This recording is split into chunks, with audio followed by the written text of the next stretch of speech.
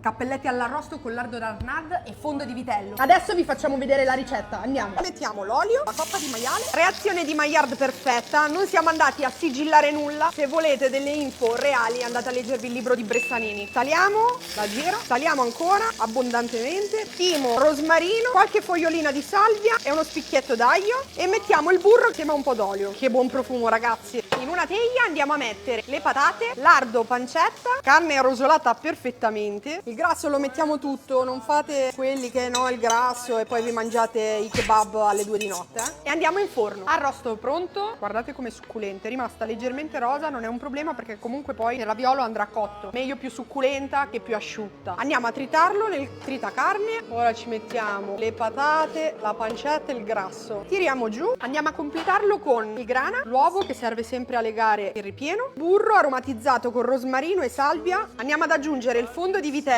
noi lo compriamo da Longino. Se non sapete chi è Longino, è un fornitore della ristorazione e light. Noi lo compriamo già fatto perché non abbiamo purtroppo gli spazi per farlo e chi è del mestiere sa che ci vogliono minimo 3 giorni, un pentolone gigante e tanta forza. Ok che faccio crossfit, però figa.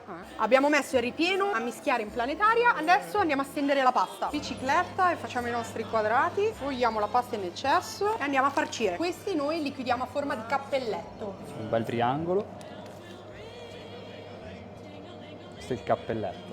Caliamo i nostri cappelletti all'arrosto in acqua bollente salata per 3-4 minuti. Mentre la pasta cuoce abbiamo già sciolto il nostro fondo di vitello. Aggiungiamo i nostri cappelletti e facciamo restringere la salsa. Pronti, adesso impiattiamo. La salsa è bella ristretta, è quasi una colla, guarda qua. Cremosissima, salsa generosa. Mangiamo ancora un po'. Piatto finito, seguite la ricetta in descrizione.